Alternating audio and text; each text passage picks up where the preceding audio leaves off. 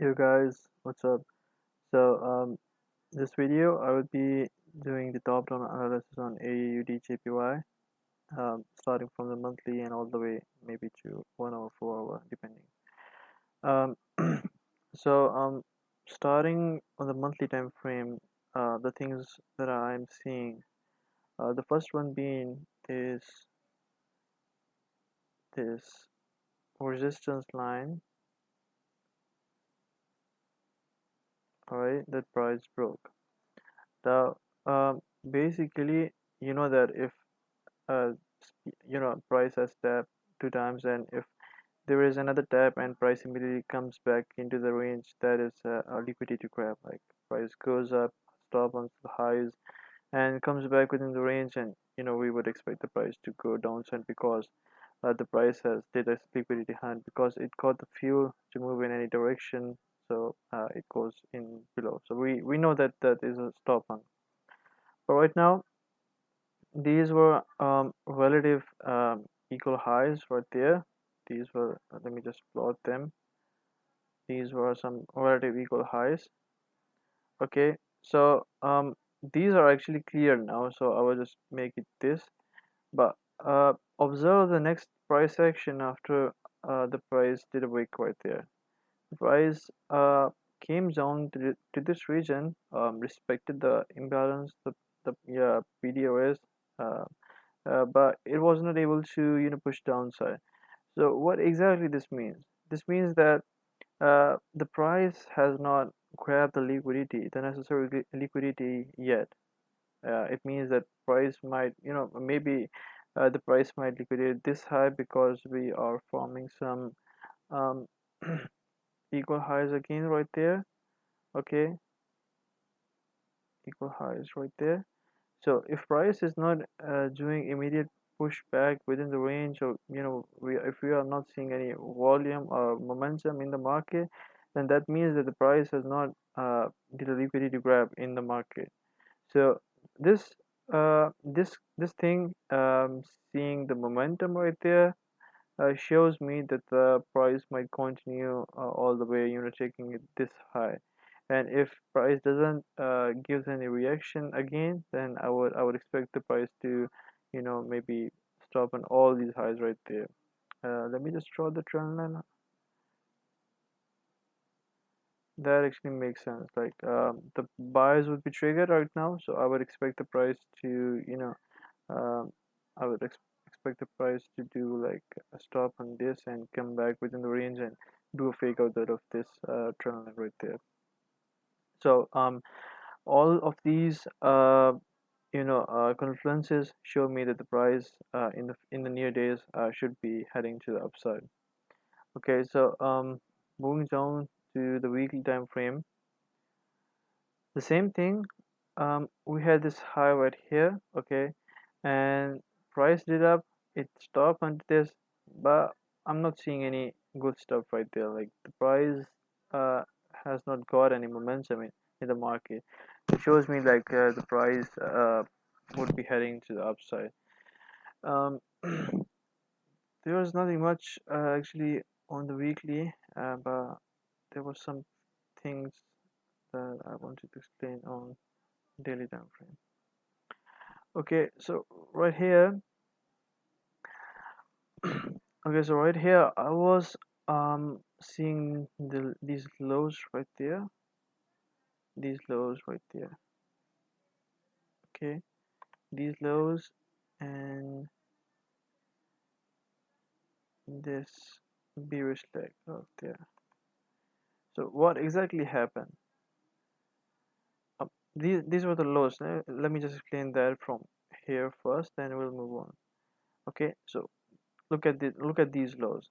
Price went down, came within the within the range again, and look how good momentum we got in the market, which means that the price liquidated these lows. This was a legit stop hunt of these lows right there. So if price went up from this area, then this was the last demand zone in control. All right, so um, price came down right here. We did inducement here, we did an inducement right here, and price took out this lows, and again we are seeing a good momentum right there in the market. So basically, if I show you from another perspective, I am seeing a Wyckoff accumulation, reaccumulation, sorry, right here as well. I'll just make it a bit this way. Okay, so we possibly have our spring formed right there, because this is I'm seeing it as a Wyckoff accumulation, and as the spring has tapped within the demand zone, so I'm expecting the price to liquidate all these high. These are the equal highs, maybe this high as well. So I'm expecting the price to go like that, and clear out these high.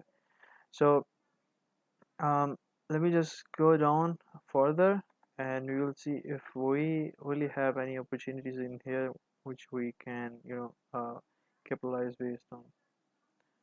Okay, so cool, cool.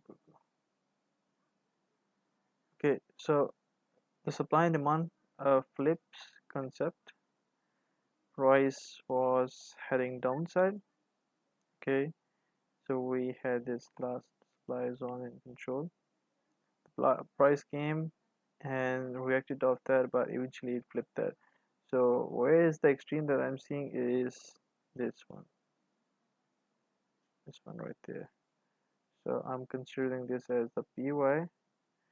I am considering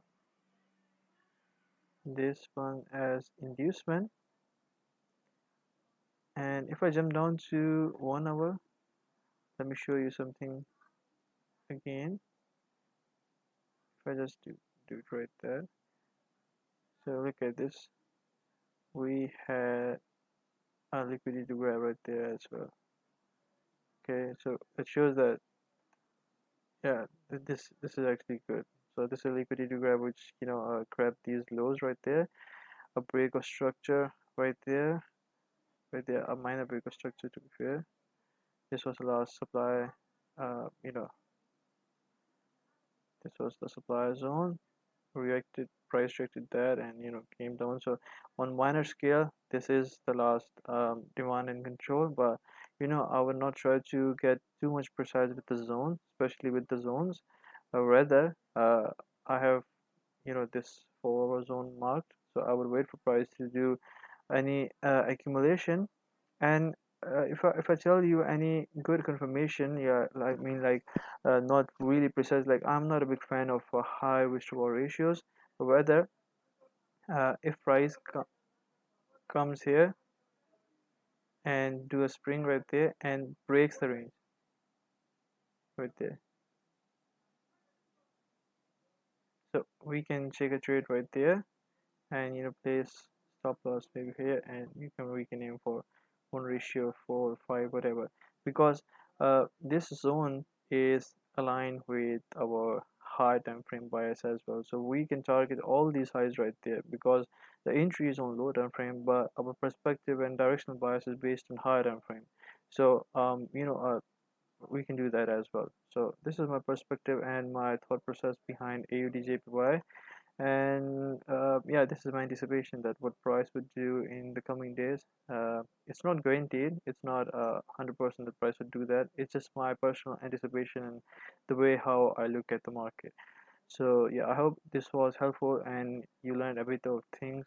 uh, yeah, so yeah, thank you for watching that. Hope to see you again.